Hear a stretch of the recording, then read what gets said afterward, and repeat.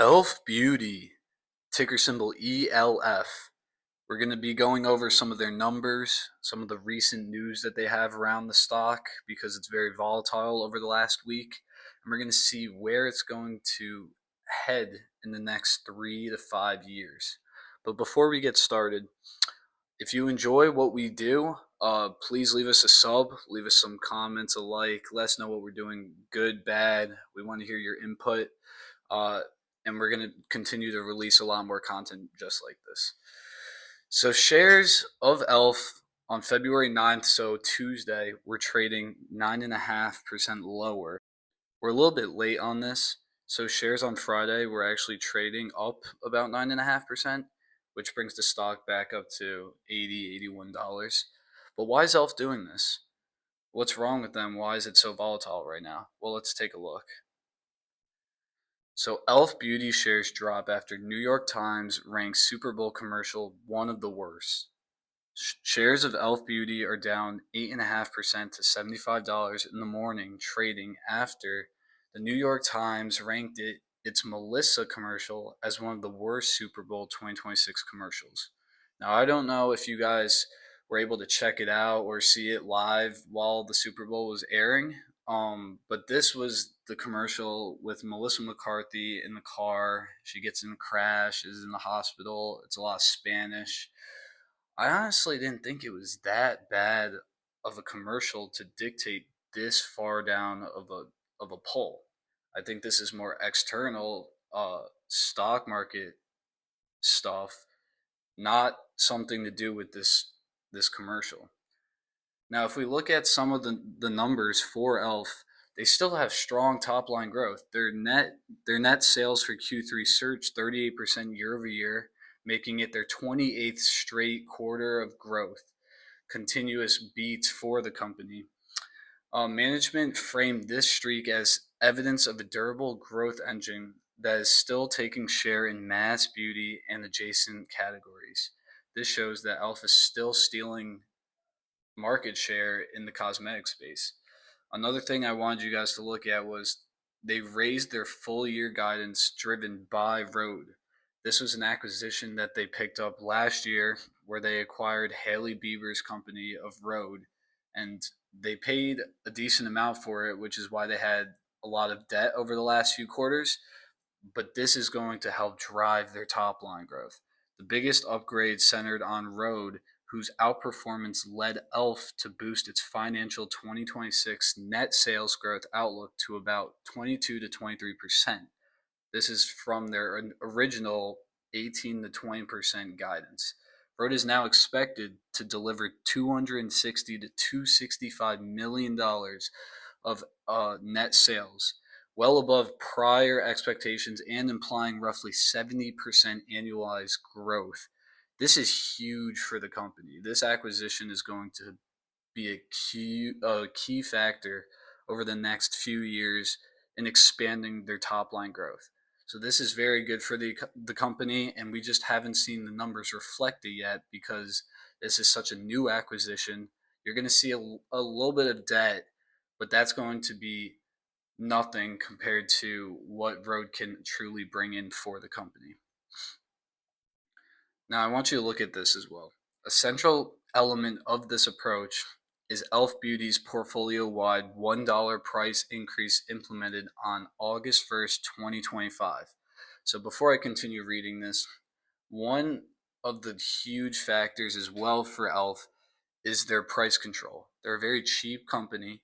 They make cosmetics and beauty products that cost $2, $3, $4, $5.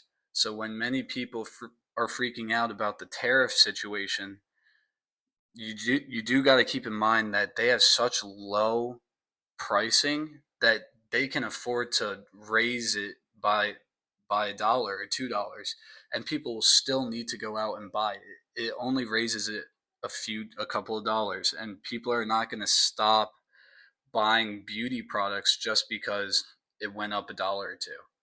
This allows them to increase their margins and will continue to help their profitability and increase their net income. So this was implemented August 1st of last year. which was designed to partially offset the higher tariffs tied to China based production.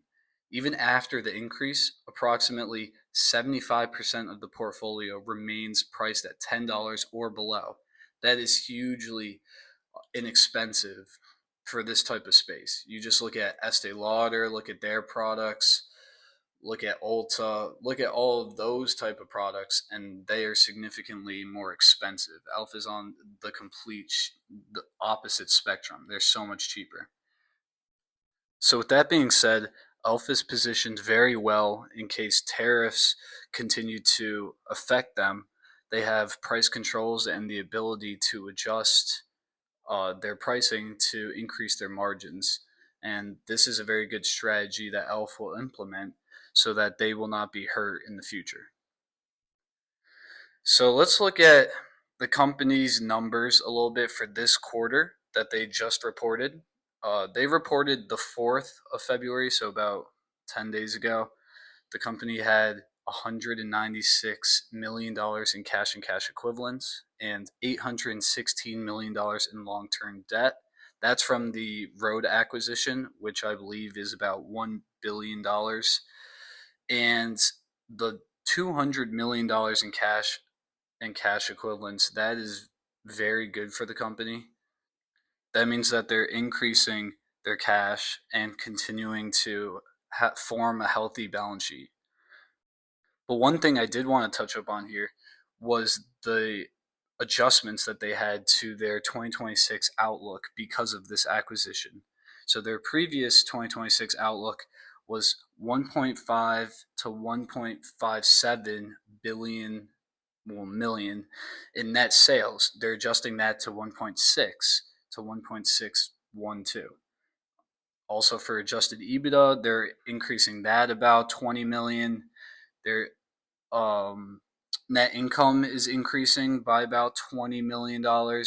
So all of this is very good for the company. It means that they are revising their outlook because of this acquisition. It means that they feel that this acquisition is going to benefit them and they're going to grow a lot more because of it.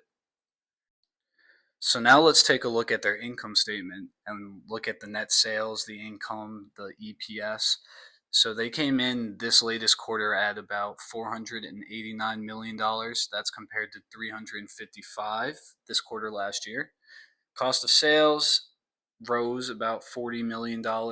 Gross profit increased as well by about $100 billion. Their SG&A increased roughly $60 million. All of this stuff doesn't really matter for the company. It comes with the advertising, it comes with the acquisition costs. None of this is that detrimental for the company in terms of the expenses. Their net income came in at $40 million, and that's compared to 17.2 from this quarter last year. That is more than 100% increase, which is huge for the company. And the EPS came in at also about 100% beat to 66 cents for basic and 65 for diluted. These numbers are once again phenomenal for the company. They're growing at a rapid clip. Like stated earlier and seen in that statement, this is their 28th consecutive quarter beat in revenue and EPS. This company just continues to beat from time and time again. They don't get nervous, they don't break down. They come in, deliver each quarter, and they continue to put up the solid numbers that they have been. So here's a look at their balance sheet. Let's look at their cash. Comes in at once again 196 million. That's compared to 148 million in March of this year, so an increase of about 50 million. Their total assets, if you look here, is $2.3 billion compared to $1.2 billion back in March of 2025. That is about 100% increase in their assets because of their cash, because of their assets that are intangible, like this road acquisition. Their total current assets was because of inventory and accounts receivable. So that leverages the company very well, and that means they're trending in the right direction. Their total liabilities, however, are up to $1.1 billion compared to $487 million. But what I circled right here was the long term debt, like we've already discussed. This is a one off for the company. This is because of the acquisition. This is not a problem for them. They're going to continue to pay it back. And because of how much money they're able to bring in because of this, it's really not going to affect the company in the later years.